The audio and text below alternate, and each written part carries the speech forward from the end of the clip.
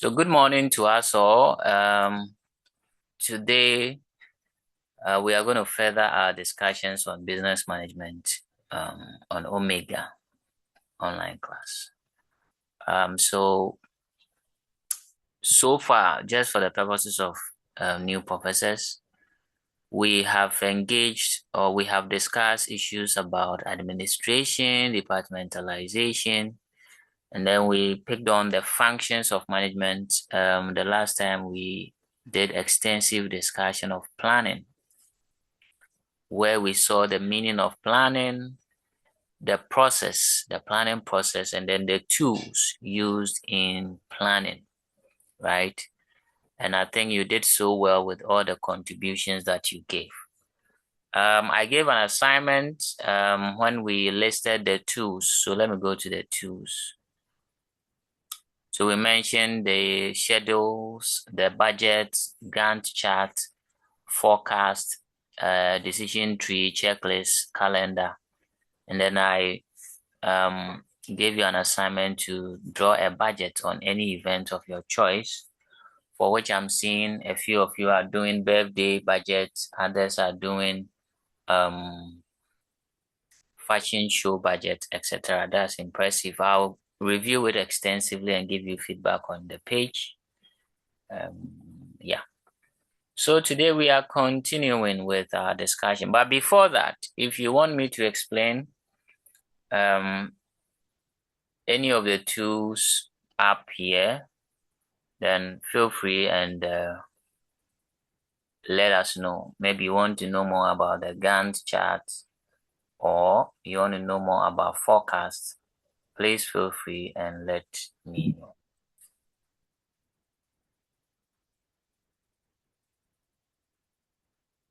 Yes, I see a hand. Barak, let me hear you. Sir, please, I would like you to explain the Gantt chart and the forecasting. Okay, the Gantt chart. Okay. Okay, somebody is asking for the code. Let me share for the person.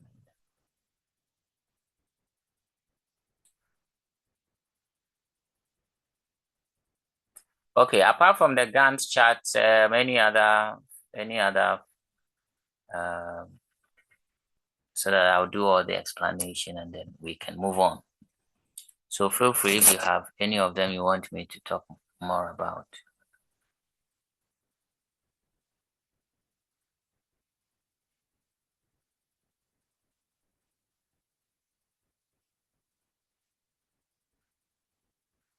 Okay, so I think the only issue is with the Gantt chart. Okay, so Gantt chart. First of all, it was named by the person who designed it, right? So the person who designed it was called Henry Lawrence Gantt. Henry Gantt. So let me go to a slide. You can put some of these details down.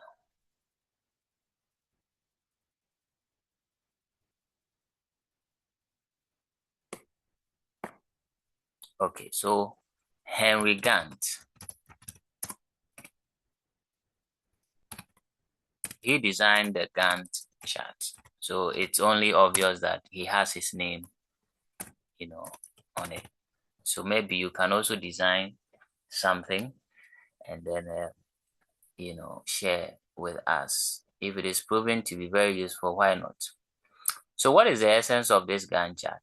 Okay, it is a pictorial view. Okay, it gives you a picture, but then he used some bars.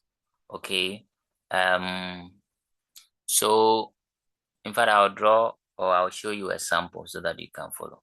He uses bars to represent the duration of a particular task or activity.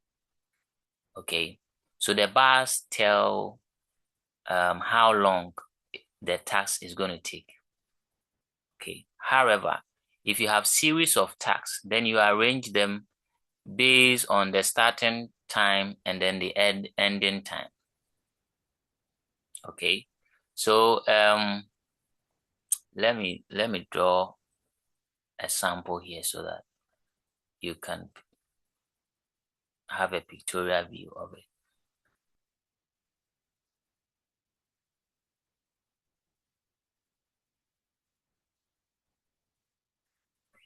Okay, so let me take my...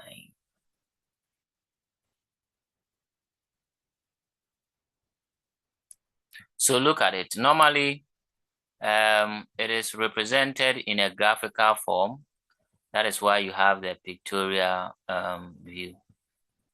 Oh, where's my pencil now?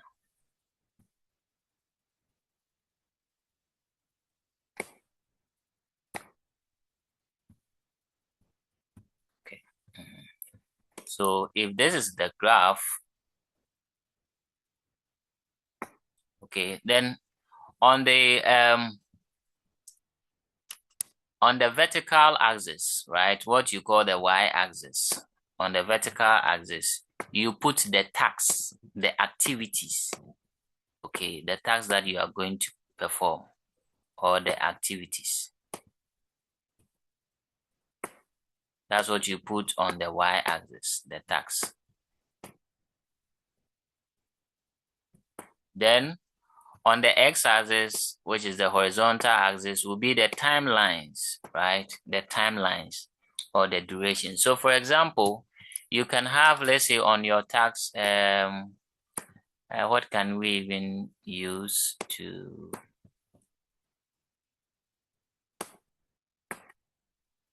Professors can give me an example of a task or anything we want to achieve, and then we'll look at... so let's use the birthday thing, right?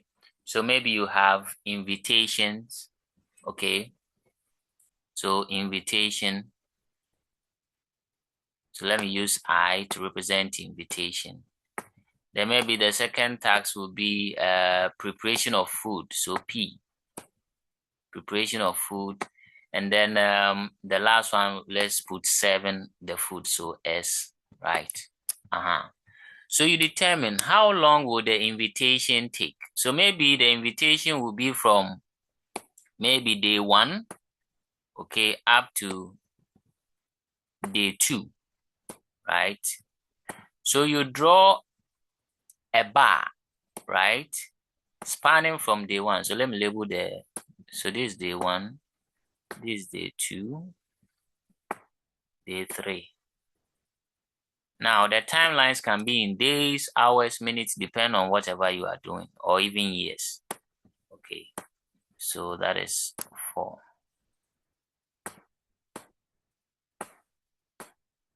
So maybe the invitation will be from day 1 to where? Day 3, something like this. Then you draw a bar spanning over the time you are starting and ending that particular task. Okay. Then maybe the preparation of food will be, who knows, sometimes we can start preparing the food from day 2 to the final day, day 4. Okay. So you see that we draw the line from day 2 to day 4. And then the final day, the 7. The 7 probably will start maybe on day 4, or may even begin on day 3, because there are some parties, the guests arrive a day before the final day. So maybe the 7 will be from day 3 to day 4. So you see that the chart gives you a pictorial view where a bar is used to show the timing a particular task is going to begin and end. Okay, so Prof. Barak, that is how the Gantt chart works. Is it making sense? Okay, sir. So you can draw your own Gantt chart. You list your activities probably you want to do in school, reading, and then maybe you apportion the time. So the time will be on the x-axis, right? And then you list the tasks along the y-axis. So depending on what you do at what time, you draw a bar to cover that period. And that is the Gantt chart. Any other questions? Any other question? Please ask, because who knows? You may be asked to draw a Gantt chart, for in your exams.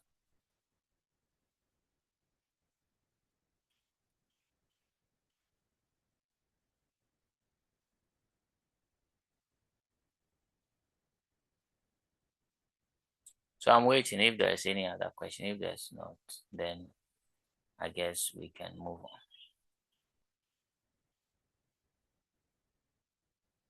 Okay, I guess there are no other.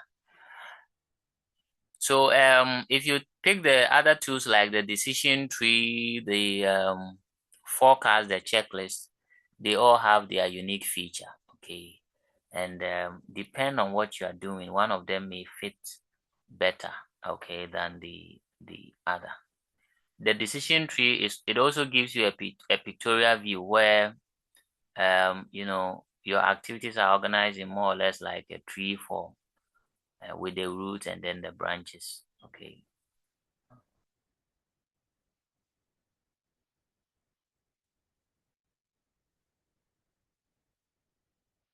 So you can really be asked to do some of these things also. Please pay attention to them.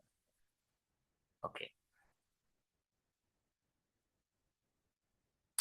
So let's move on. So today we are going to dig further into organizing. In fact, I'm skipping the benefits and limitations of planning because I know my professors are very okay with some of the benefits of planning. Okay. If you plan, obviously it helps set clear goals. Okay. It's also a way of enhancing decision making and efficient use of resources. So you know some of these things. So let's move on to the next point, and that will be organizing. Organizing. In fact, organizing is one of the management function that is very broad because it entails a lot. Okay, let me clean this thing so we can move on. Organizing. So my professors, like we did the last time, you are going to share with me what you know about organizing, okay, and try to put it in your own terms, so that we reduce the babadie, Q and poor kind of, okay. So who is starting for me? Organizing, in your own words. What is organizing? Organize. To organize. What does it mean?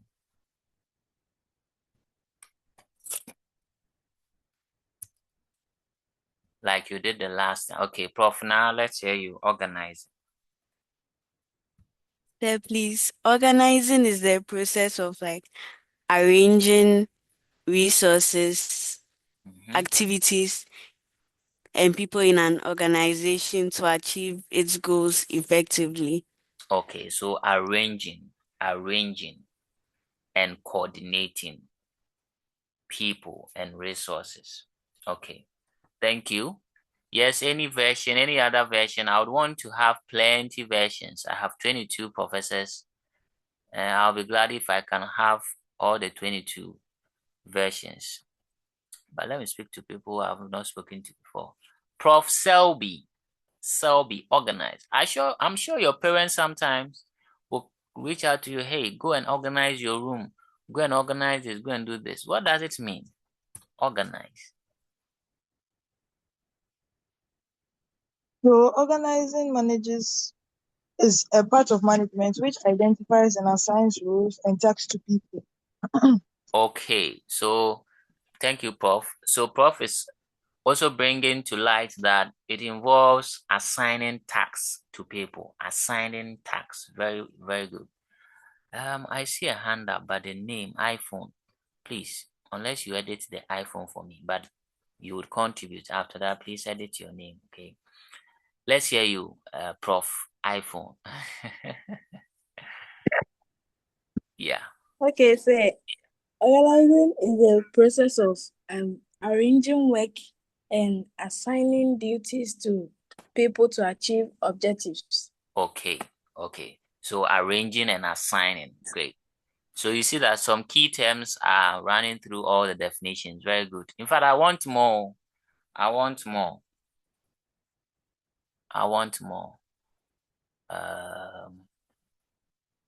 Arabna, Prof. Arabna. Okay, Prince would want to share. Let's hear from Arabna, then I'll come to Prince and Pascaline. Prof. Rabna, we are listening. Unless you want to, push it onto Prince and Pascal, then that's fine.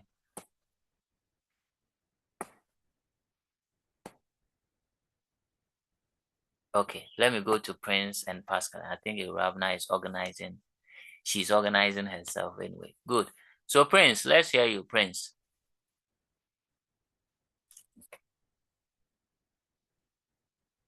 Okay.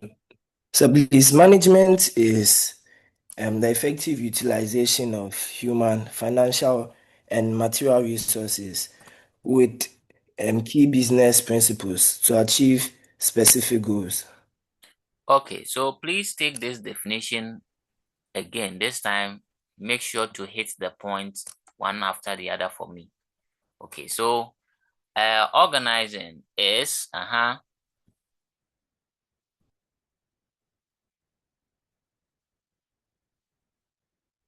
Prof. Prince, I wanted you to take it slowly so that we can note a few things down. Oh, okay. Management is the effective utilization of human, financial, and material resources with key business principles to achieve specific goals. Okay, so I wanted to note the point where with key principles, right? With principles. So yes, but you started with Yes, sir. management. I think you meant to say organizing, because we are looking at organizing, which is a function of Oh, management, okay. right? Great. So yes, Yeah, okay. good. So should I explain organizing? Sure, go ahead. Okay. So organizing will be arranging resources to achieve the specific goals. Okay, thank you very much.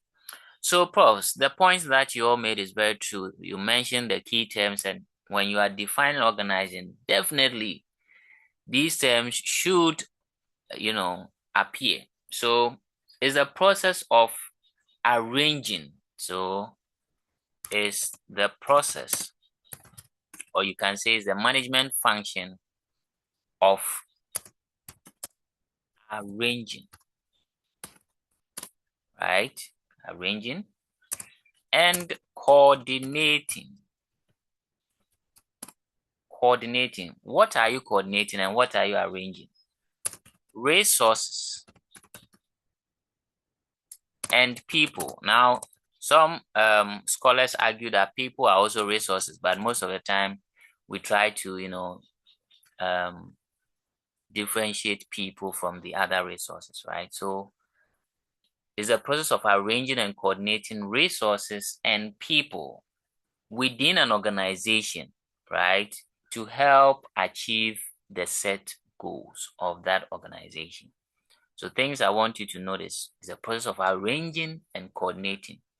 Now, as you are arranging, you need to coordinate. Coordination here means that you link the various, subunit or sections together. You bring all their efforts together so that we can reach the ultimate goal. So it's a process of arranging and coordinating resources and people to help achieve organizational goals.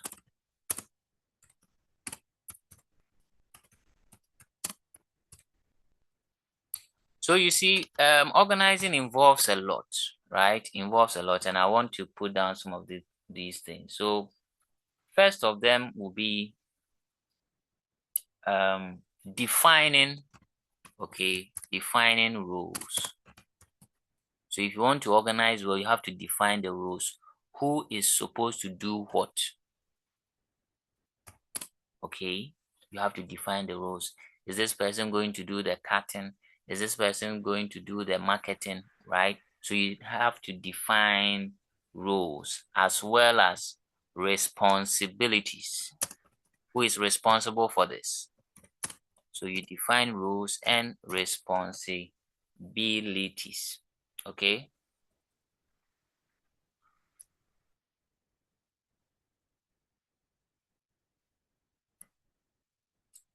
I think there's a hand up. Let me give the person the opportunity. Is that a Sefam? Sefam, let's hear you. So I think the defining roles and responsibilities is it not the same? Because if you give someone a role, it's their responsibility now. Okay, so let's try and get the difference between roles and responsibilities. Though they are used interchangeably, definitely there is a difference, right? So let's get it. And I want you to. So I think Prof. Sefam seeks to suggest that, well, there's no technical difference between role and what responsibility. But let's see if we can get the difference. So let me hear from professors first, then we can, or I can add my voice to it. Do you think there's a difference between roles and responsibilities?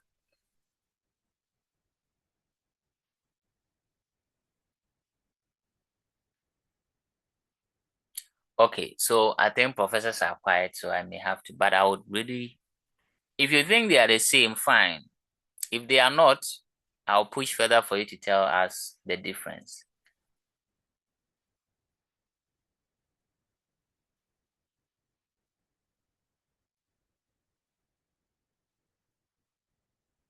Okay, so let me do it this way.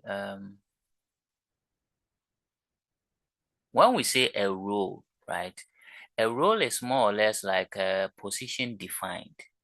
Okay, so what is your position? Your position tells the role you play in the organization. Okay, and then the responsibilities are more or less like the specific duties or activities you have to undertake for being in that position or taking up that role. Oh, I'm taking it again. The role is more of position, right? So what is your role in this organization? Okay, I'm the manager, or I'm the event planner, or I'm the treasurer. That's the role I perform in the organization.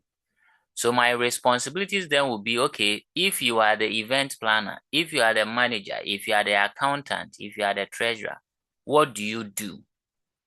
Okay, so the things that I do becomes the responsibilities.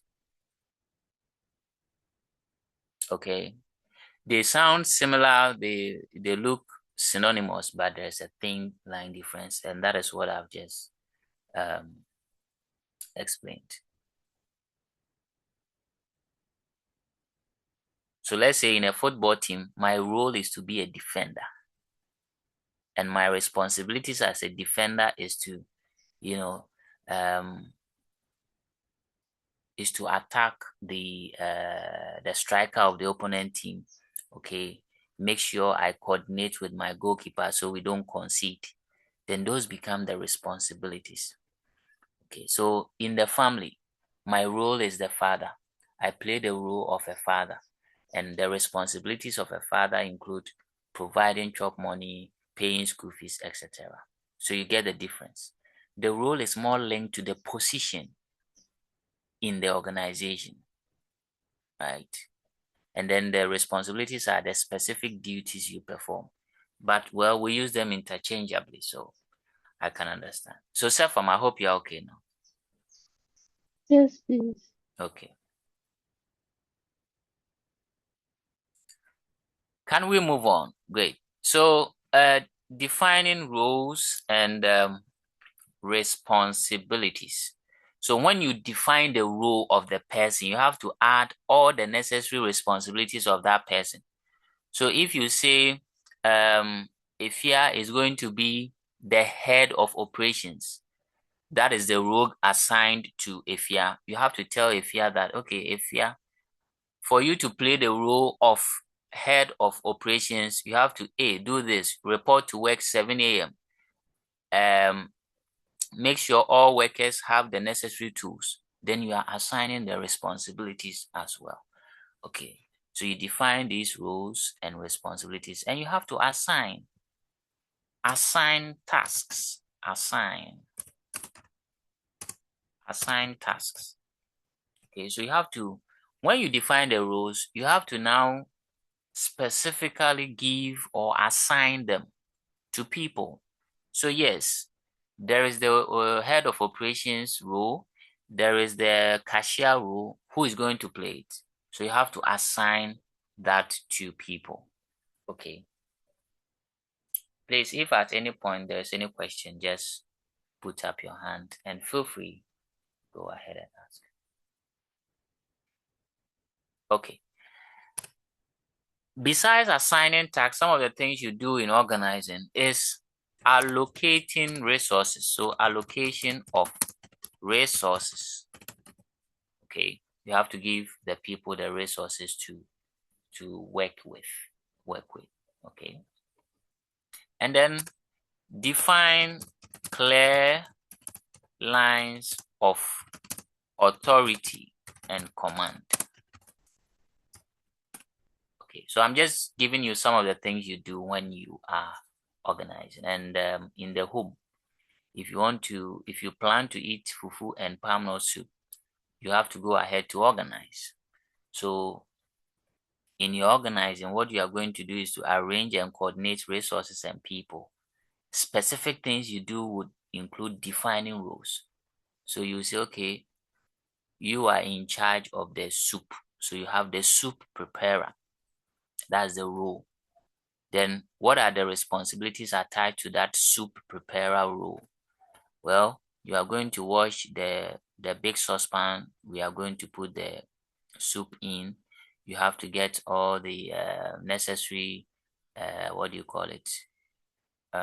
ingredient for the soup, right? So you are now giving the person the responsibilities he or she has to perform for picking that role, right? Then you assign the task. So maybe Kofi will be the soup preparer. Ama will be the fufu pounder. I'm using these words reserved. Okay, I don't know if there's something like fufu pounder, right? Okay, so these are things you do in organizing. Then you allocate resources. If you want somebody to prepare the soup, the person will need money to go and buy the ingredient, right? The pounders would need the mortar and pestle. Now Neat Fufu is in the system, so things have changed. Right, so you have to allocate resources, give them resources. Then define clear lines of authority and command. Who can order who to do what, and who should report to who. So the fufu pounders, who are they supposed to report to after pounding the fufu? There may be is mommy. Mommy will come and check the smoothness of the fufu or otherwise.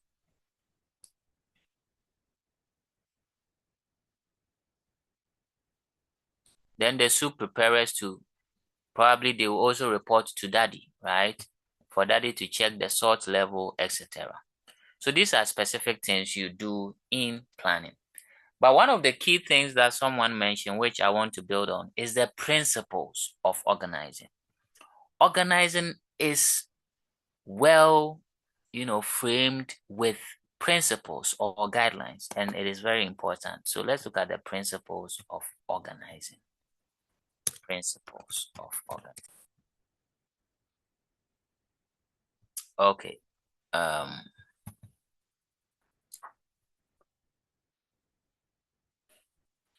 So these are things specific things you do in organizing, and I think I've been able to give you realistic scenarios to make you appreciate it. Now, one of us hinted about the principles of organizing, and professors, I would want us to build on. I would want us to build on that, the principles of organizing. So if you can organize and organize well, there are certain principles you must follow. Okay, and I may not mention all. I'll mention a few of them. I don't know. Professors can mention, and then maybe I'll pick on very important principles, and then we discuss. So principles of organizing, professors. Shall we look at that? Who is giving me the first principle? Well, if you don't give it to me and then I mention them myself, then you are going to explain. So which is which? Should I mention them and then you explain? Okay, Prof. Nicole.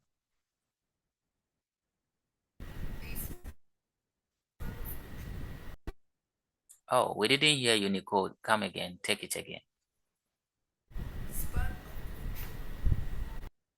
Oh, I don't know if it's at my end, but if you heard Nicole, then maybe you can help us.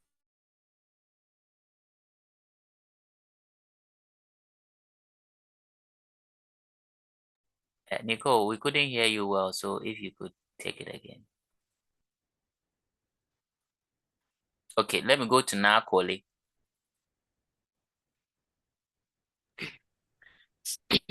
Sir, please, principle of flexibility. Flexibility. So let me put down that point. Okay, Prof. Christabel, let's hear you.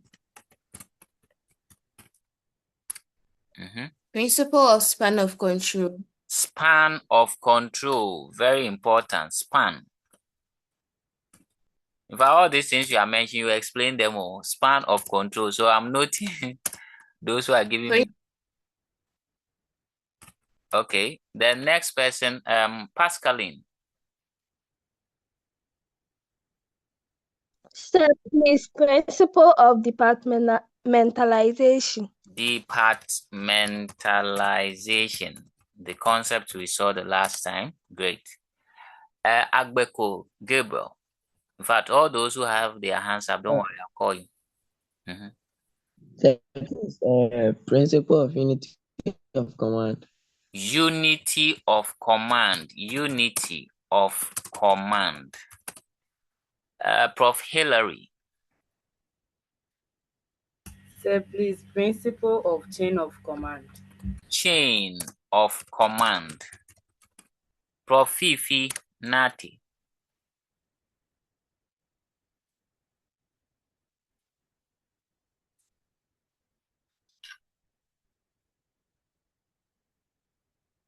That is efficiency. Yeah. No, please take it again. I didn't hear the point. Prof. Fifi, please. Please, efficiency. Principle of efficiency. Okay. Principle efficiency. Okay. Let me indicate the point there. Okay, so now you would have to explain to me what all these principles mean. What do they mean? Principle of flexibility, span of control, unity of command, chain of command.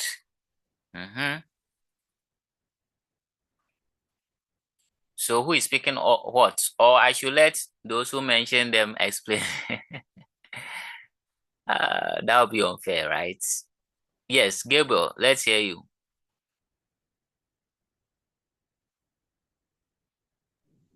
Sir, please, I would like to explain the unity of command. Okay.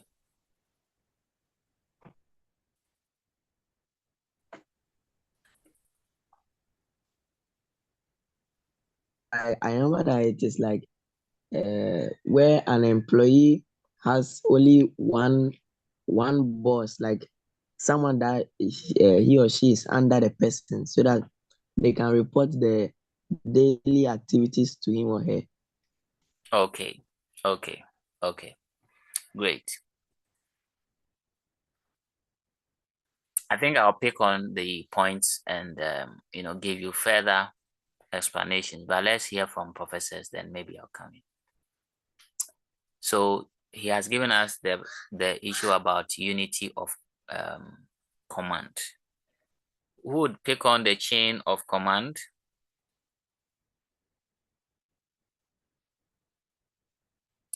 We have efficiency, flexibility, span of control.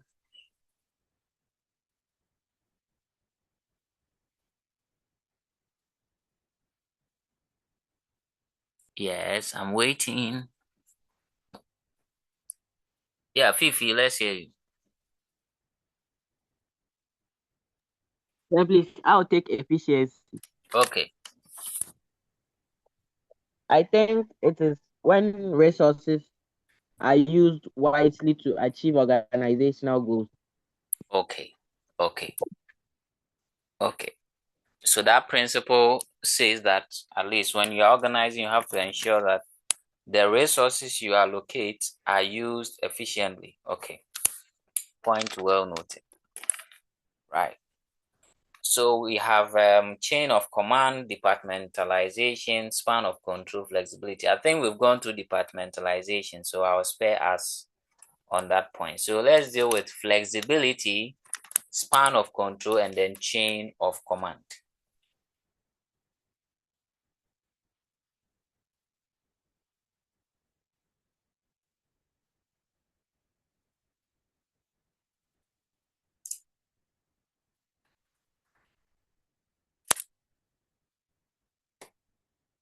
Professors, I'm waiting for you.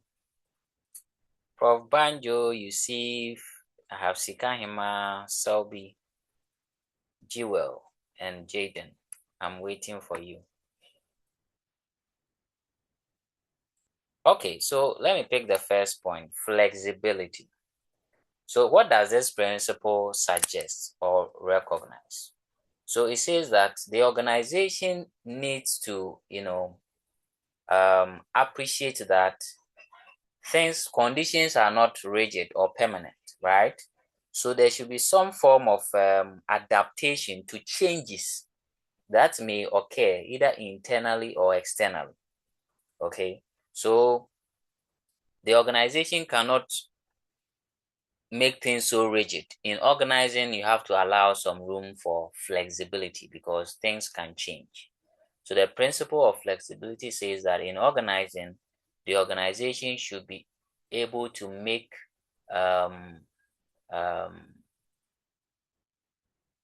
should be able to adapt to changes that may come up in the course of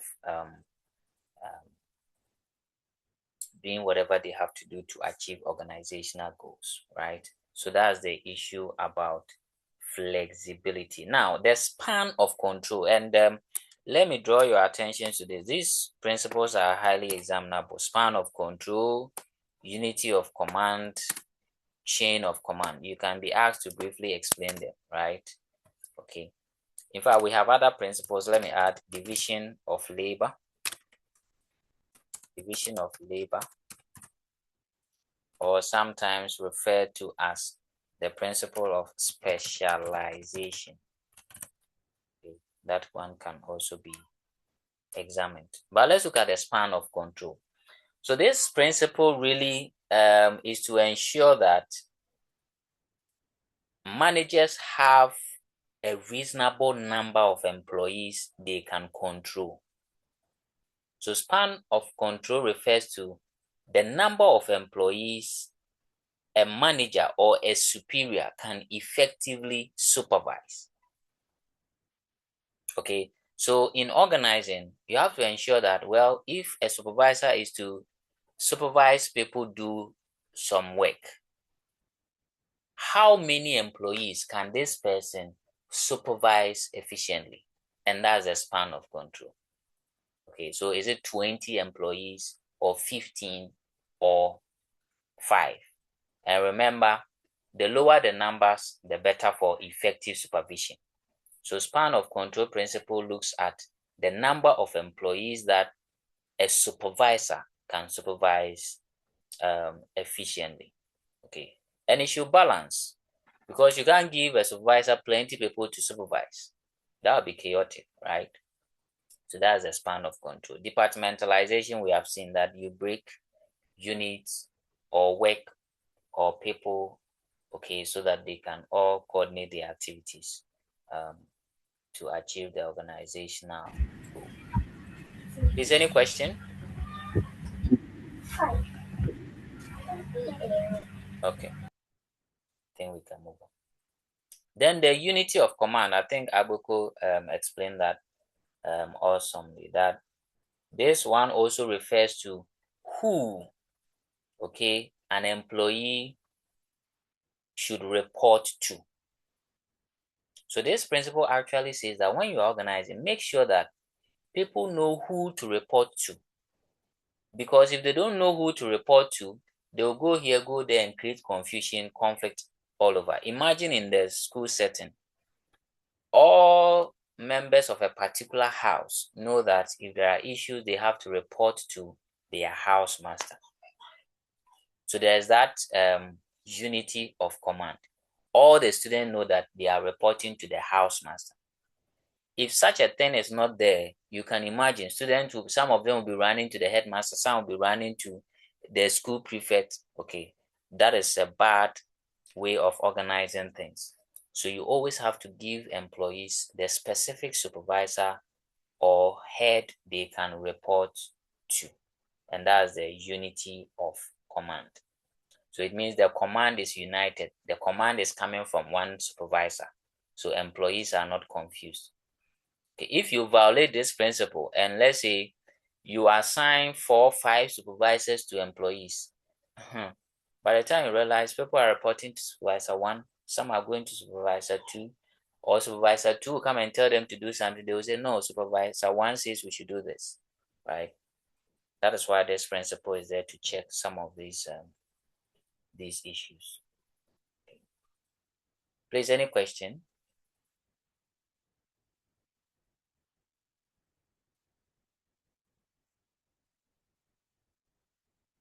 Any question, Pops? Okay. Now, okay, No, sir. great.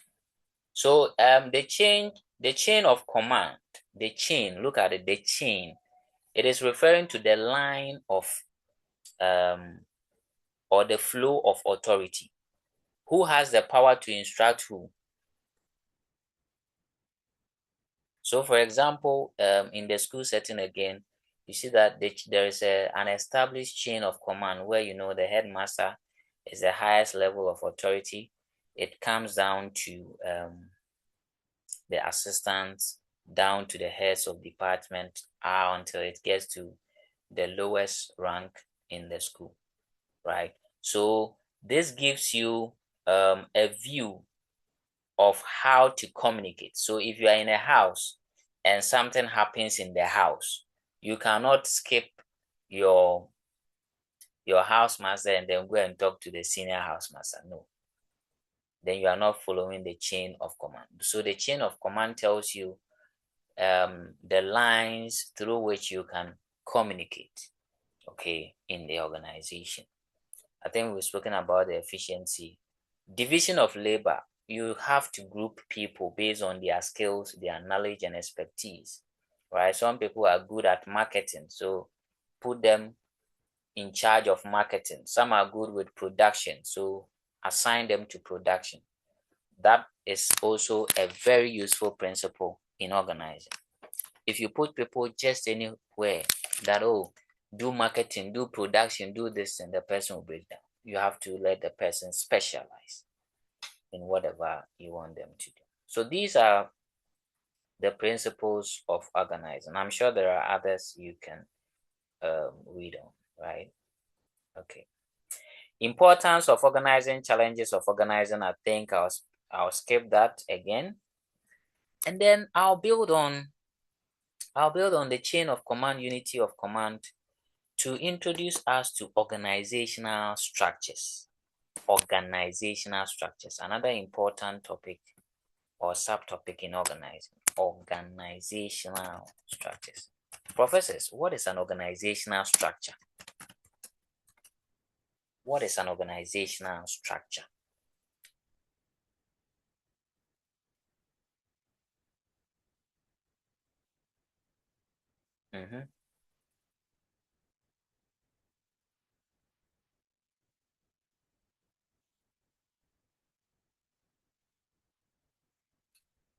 Yes, professors. Oh, then don't tell me you have forgotten. Okay, let me call Joris Amuzu. Organizational structure, what is it?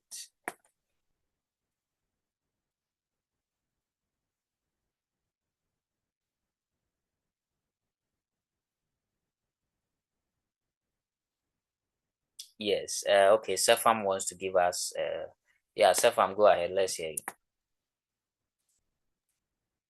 How management in an organization is structured. How the organization is structured, of course, that that would be the simplest form of definition, right? But in exams, if you write this you will lose more points, right? So organizational structure, yes, we know is the structure or how an organization is structured, but today I will not buy that definition, even though that's the simplest form you can explain it. Okay, so I appreciate that, Sefam, but let's get the definition that can give us all the marks. Okay.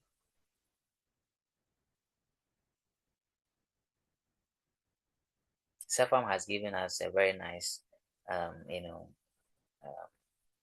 meaning, a very simple one, how the organization is structured.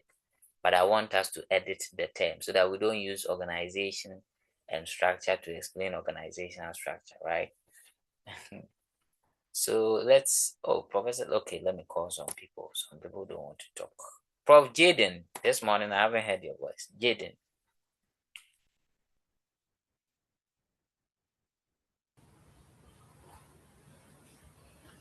Organizational structure talks about it talks about the way an organization is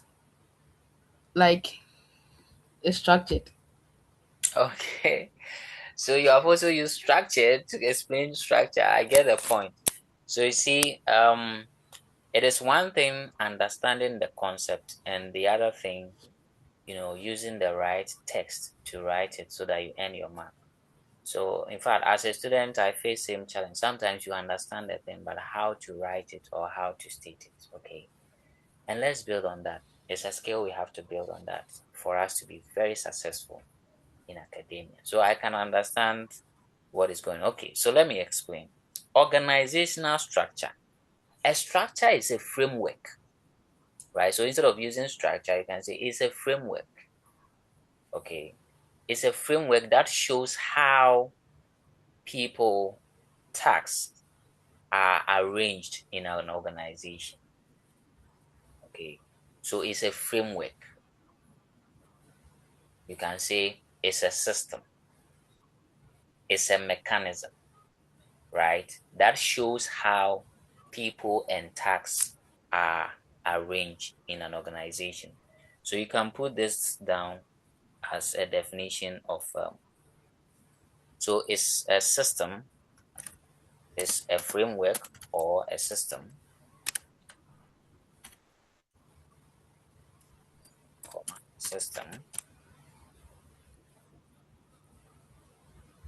of how tasks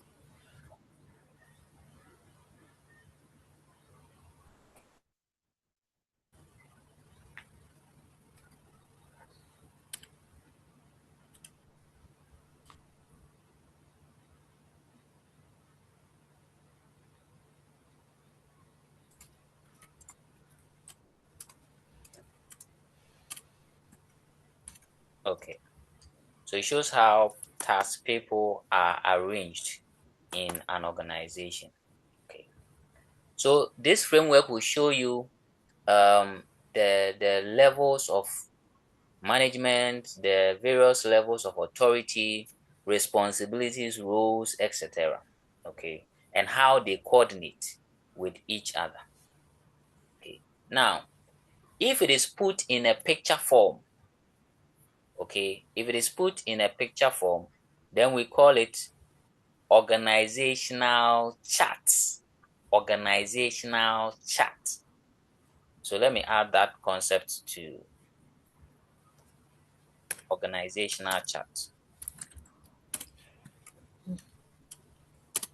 So an organizational chart is the pictorial view of an organizational structure. Okay, and when you go to some businesses, you see this chart mostly in their office. You see, I don't know if any of you has experienced that you enter an office and then you see a picture of how the offices and people are arranged in that organization. If you have seen something like that, can you share?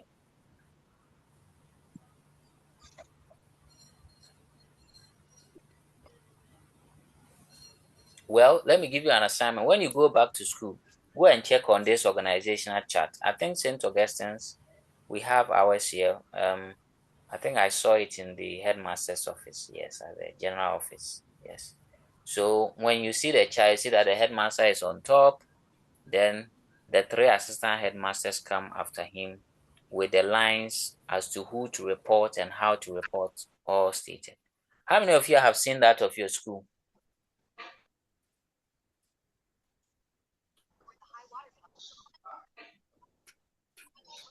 Okay. Yeah. Jaden. Yeah, let's hear you.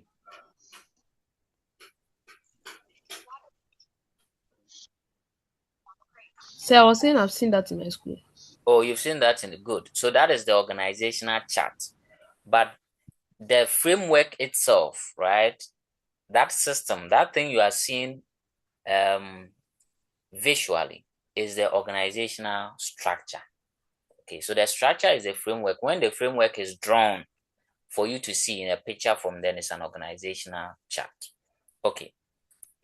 Now, there are several forms of organizational structure. Okay. And professors, you need to know that. Various forms of organizational structure. So let's look at the various types or forms of organizational structure. And I think this one you've gone through them. So let's list some of them. Which ones did you come across?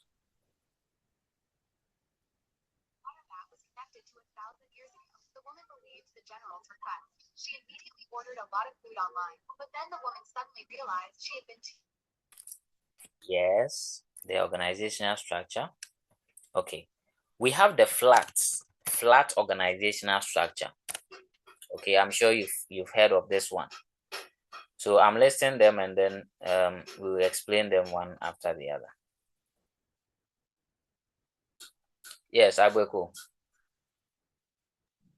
So please, hierarchical structure. Hierarchical structure.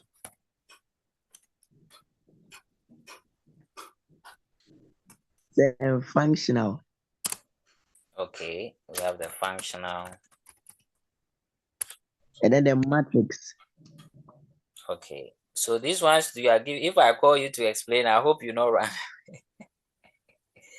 Say I'll run. You run.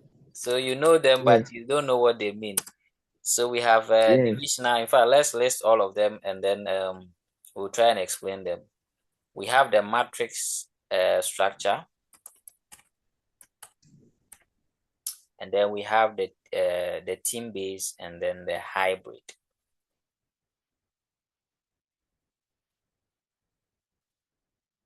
We even have the network structure.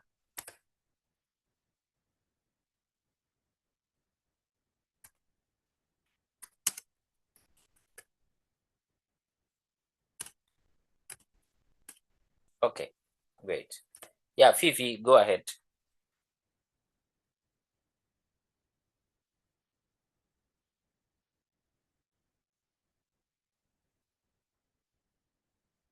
Fifi, I'm listening. You have your hand up. I'm listening. So please, do we have the geographical structure? Geographical. Well, that would be more of it is linked with the departmentation, right? And this departmentation also fits in the organizational structure, right? Because some of organizations are structured based on department, okay? But then the department, is it a divisional one? So if it is geographical, that's where it comes in with showing that, okay, we have one department at this place, we have that department there, right? But we are actually looking at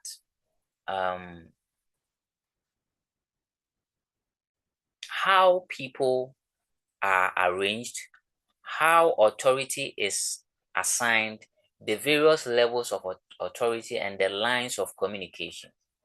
So if you actually structure your organization on department basis, you will still have to show us Department A, who is the head there, where is the authority, who has the authority, who is the supervisor, right? So it will still come back to either being flat, hierarchical, functional, divisional, matrix, network based, or team based or hybrid, right?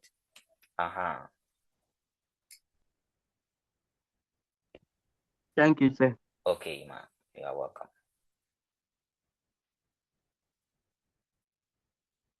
So now let's explain these types of organizational structure, and you would have to know how to draw them. Okay, you have to know how to draw them because the diagram would make your explanation more, beautiful. So flat organizational structure. Who will talk to us about flat organizational structure? Yes, flat. The structure is flat.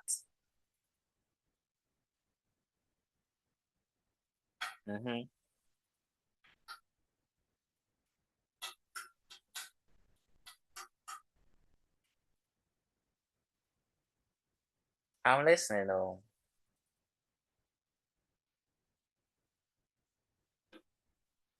Oh, professors, is it that you didn't do or you didn't discuss these things? I know you have discussed now. So talk to me. Don't let me spoon feed you like that.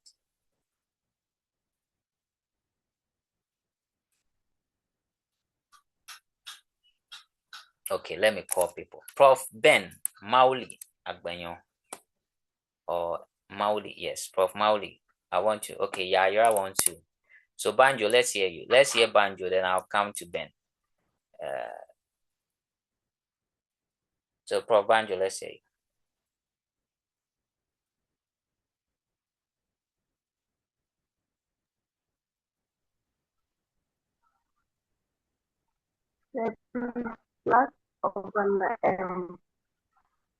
Flat organizational structure is a structure that has few management levels or none at all. Okay, so they have few levels of management or none at all. Okay, thank you for that point. Let me hear from others.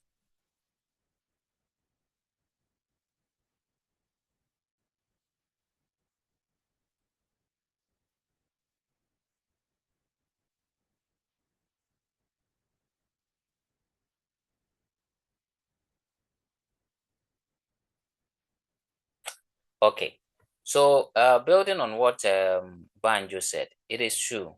For a flat organizational structure, there are few or none. There are few levels of management. So you can have just one person managing all the other people under him or her. Now, it is more suitable in a small organization, okay? An organization or a business that just started, right? So there are few levels of management, or there are few supervisors, if I should say. So let me draw a picture of the flat. So for example, you can have one person who is the boss, okay? And then under this boss, you have several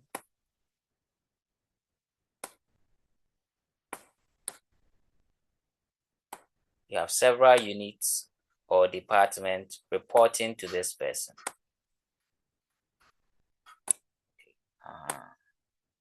Something like this. So we here in this type of flat organizational structure, we have just one supervisor or one superior who is in charge of everything. So all that these people do, they report to him or her. That is a flat organizational structure. You just have few or no levels of management. So you can be in an organization where this person is not even there. You just have these people, right, working together to achieve the organizational goal. But most of the time, at least, you would have one manager who oversees the work of these other people. So that is a flat organizational structure. Few layers, wide span of control. And I think we have explained span of control, right? That the number of employees that a manager can effectively or efficiently supervise. So in a flat organization, you have just one person, okay, supervising a lot of people. Okay, great. Let's look at the hierarchical. Hierarchical. Yes, hierarchical.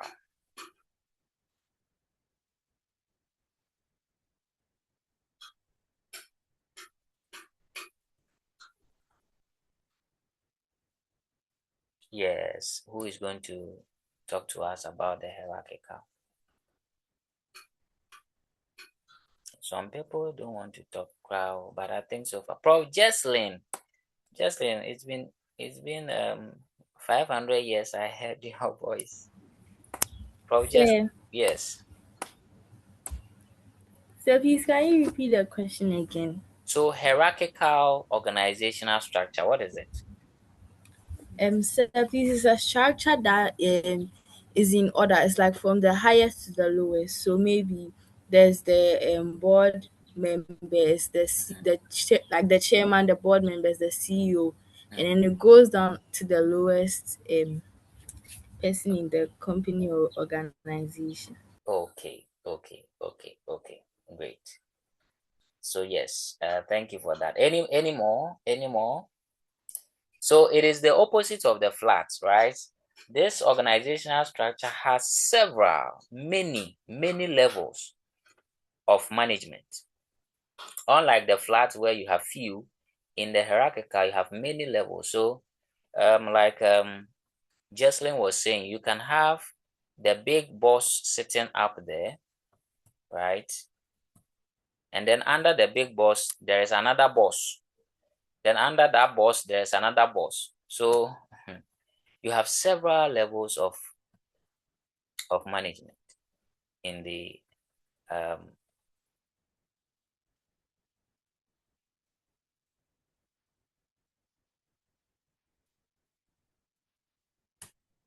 okay, let me take my pen and see if I can draw something there. Good.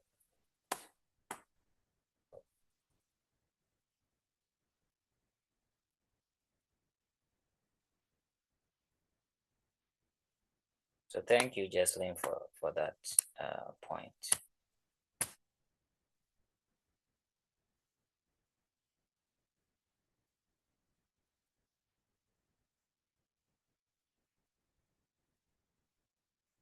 Oh, my board is misbehaving.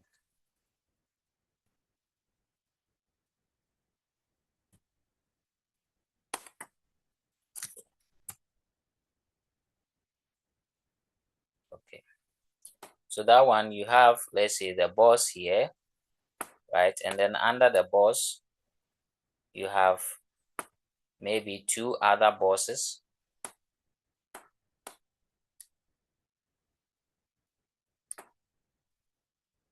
And then under these two, you might have three or more, right? So it's like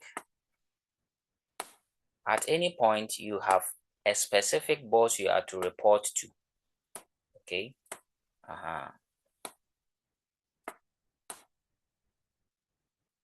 So there are many levels of management, and I think our school structure follows the hierarchical organizational structure. You see, we have the board of directors. It comes to the headmaster, assistant headmasters. You have for boarding schools, you have for academics, domestic, and then you have for administration, right? And then under the academics, you have the heads of departments. So you see that we have several levels of management, right? Great. So thank you very much, Prof, for that awesome contribution. Let's go to the functional organizational structure. Functional.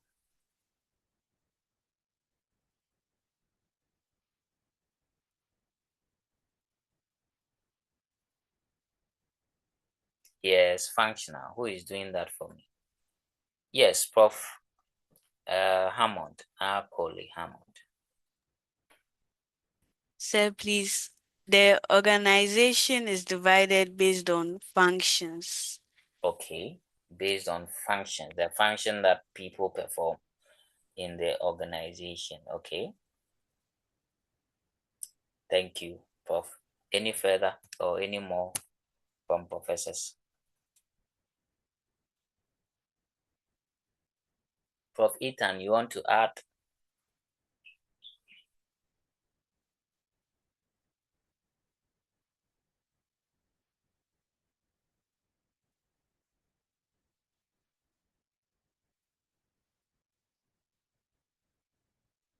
Okay. So the functional activities are grouped based on what specialized functions. Example, marketing, production, accounting, okay, finance, etc. So for such an organization, when you enter, you see their structure in the form of the specialized function that is being performed. So they have the finance, the marketing, the human resource, etc. That is a typical functional organizational structure. Okay, great. Divisional structure. Divisional. So I hope you can draw the functional organizational structure. Now I'm not able to put in the words, okay, but the functional, for example, you have to label it with the various functions: marketing, production, human resource, accounting and finance, etc. Okay. Now let's go to the divisional. What is the divisional?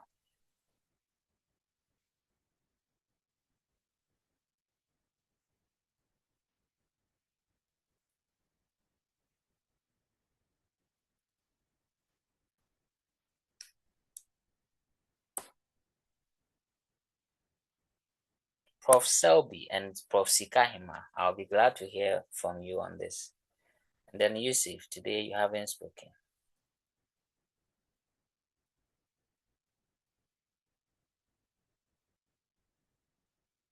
Okay, so borrowing from what Emmanuel said earlier about the geographical, it is linked with the divisional organizational structure. So here we can, the structure can be in the form of, or can be based on the product or the region or the customer, the business or the organization is dealing with. The focus is not on the functions people are performing, okay, or the function, or it's not based on who is reporting to who. No, it's based on the product. So if the business is doing, say, let me use Malcolm or ShopRite for example. Is that we have groceries, we have furniture, we have home appliances. Okay, so the structure of the organization is centered on the products they are offering. Others too, it is based on the geographical locations or regions. Okay, so when you go to the organization, you see that, okay, they have the central, the southern part, okay, the northern part, right? They have their structure based on the various geographical regions or areas the business is operating. Okay, so that's the divisional structure. So the divisional structure can be based on the product, the customers, or the geographical locations of the organization. Okay.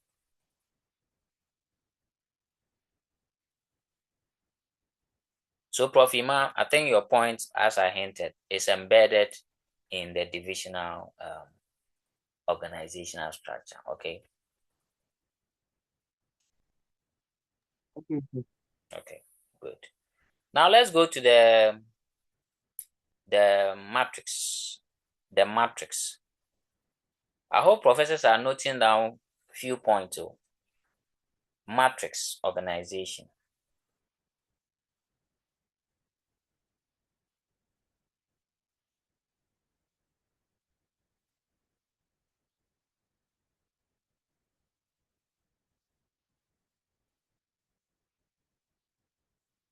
The matrix. Matrix.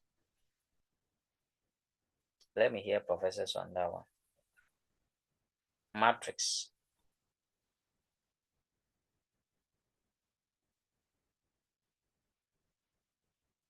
So the name should suggest to you what it is now.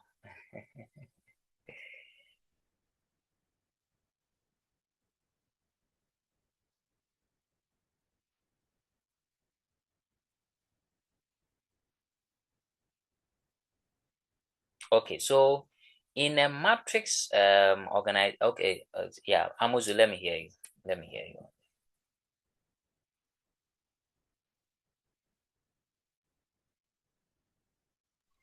So please, is the combination of both the functional and divisional organizational function. Okay, so it's a combination of the functional and divisional. Okay.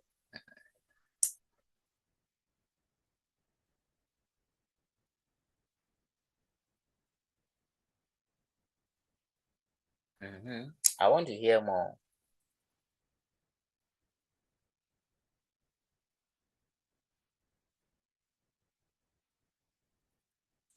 Prof. Barak, I think you asked the question, but I want you to share here.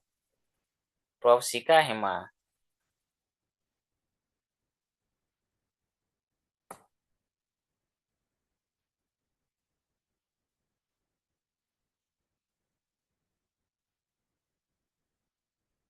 Okay, now what makes the matrix structure unique is that there is that probability of an employee reporting to two supervisors or two bosses. Okay, and as Amuzu said, it's a mix. It's a mixture of the other organizational structures we've mentioned, divisional and functional. So, for example, you can have somebody in the purchasing department who originally reports to the head of the purchasing department, but also reports to another supervisor who might be undertaking a specific project. So this structure really works when a business carries on projects.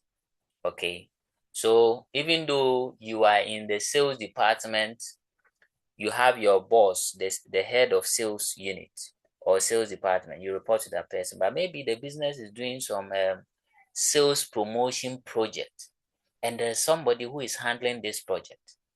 So even though you are working under the head of sales department for the business, you also have to report to this head of sales project.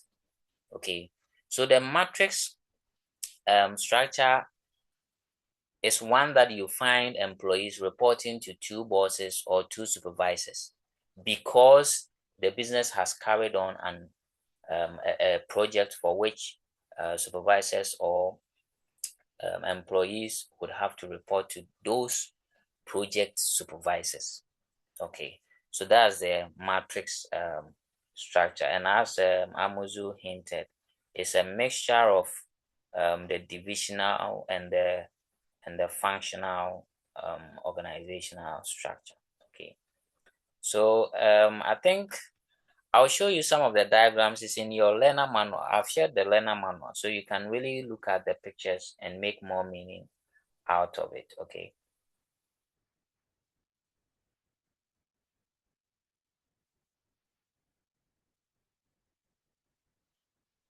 Okay. Please, any questions so far? Any question so far? Let's quickly look at the network and the team-based and hybrid, and then we can conclude our class today. So network structure, yes. Network organizational structure. When you see network, cast your mind to how the spider web is, right? So you see a spider web. If you have seen a web before, you know how it is designed, right?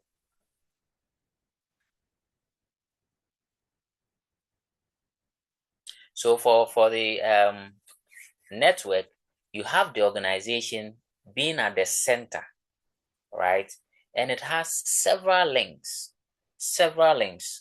to other departments and organizations.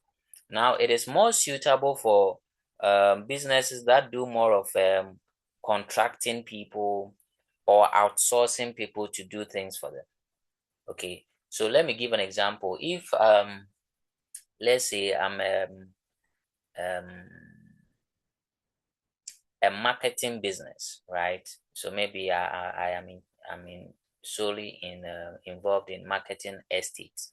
People build and they want people to buy the land, the building, or rent and I'm in charge of marketing these facilities.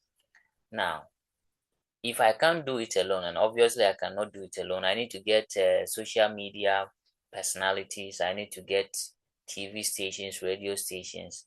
I can even consult other estate marketing companies.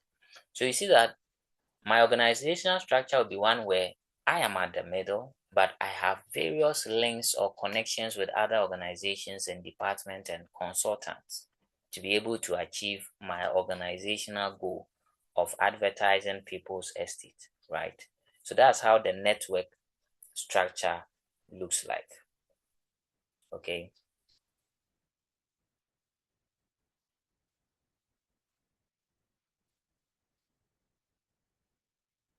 Now the team-based structure. In fact, the name should suggest to you team-based. So let me hear professors. Team-based.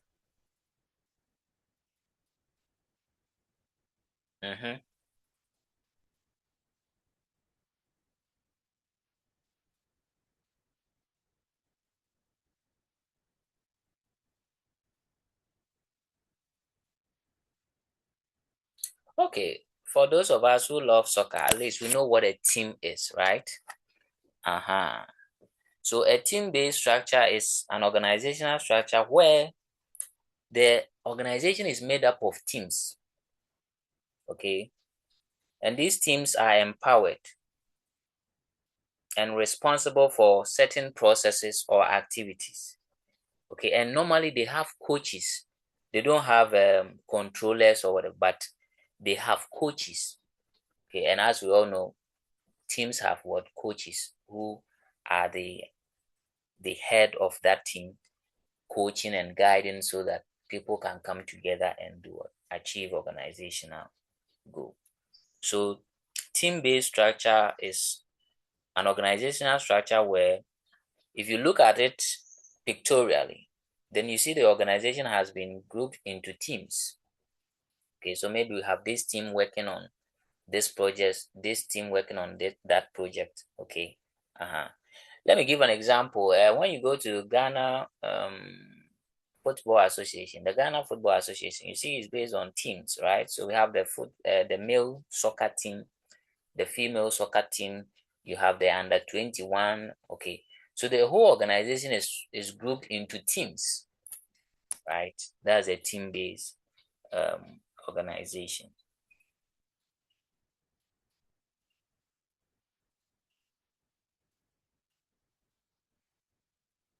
Then the final one, the hybrid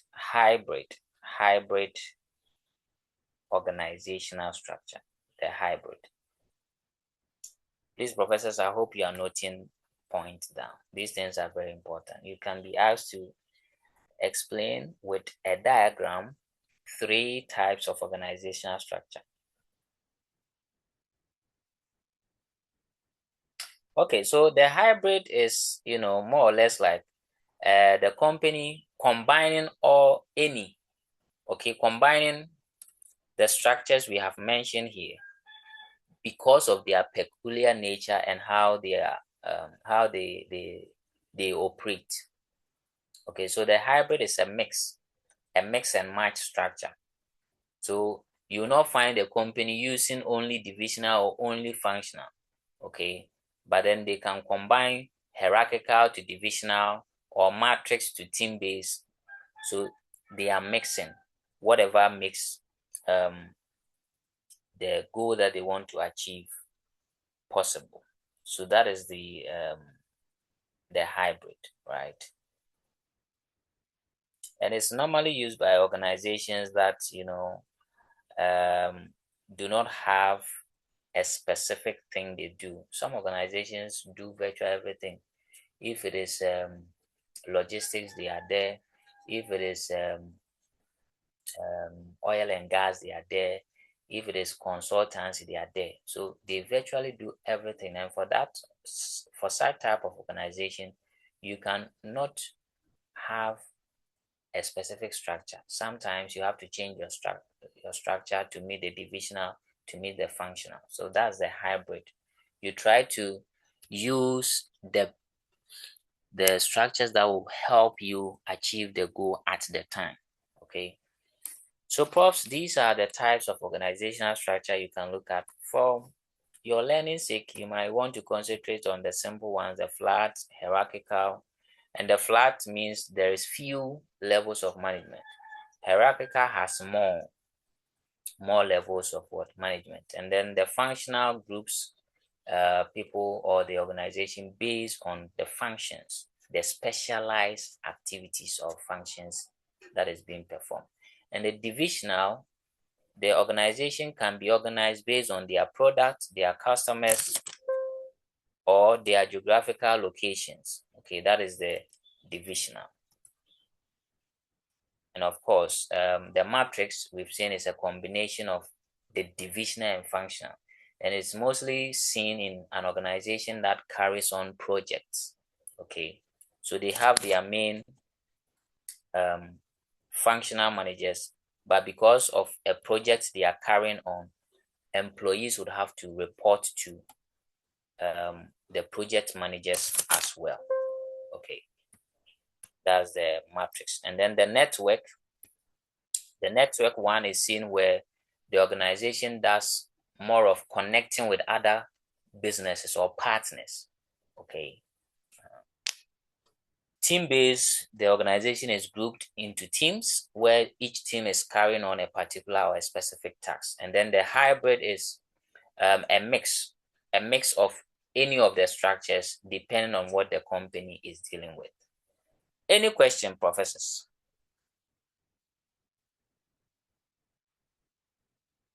Any question?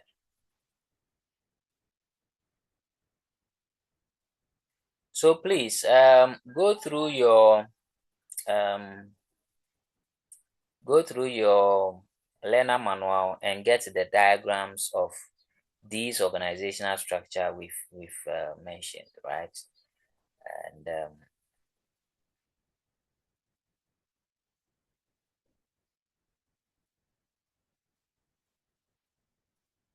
okay. So profs, I think today we'll end our lesson here. We have been able to look at organizing. We defined organizing, looked at some of the principles, right?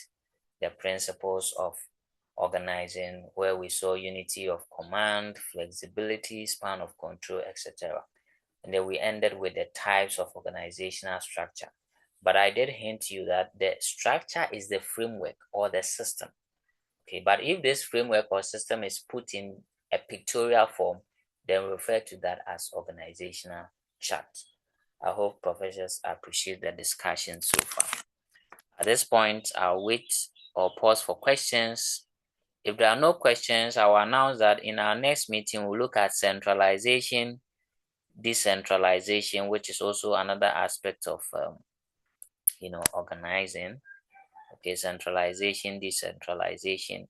Because if you are arranging people and resources, sometimes you need to grant people some authority.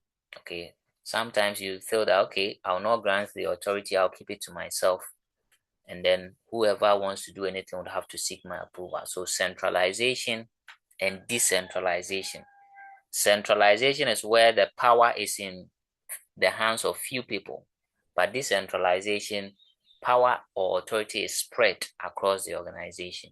So we'll look at that in our next class, and then maybe we can talk about the leading and controlling to wrap up our discussions. Any questions for my professors? Okay. Please let me say this. I know a few of you have not done the assignments and the budgets, right? Please try and do it. So I've reshared everything onto the page, especially for my new professors. I shared the video of our previous lesson as well. So watch it and deal with any outstanding assignment. But know that in the final week, you are going to do a test online, right?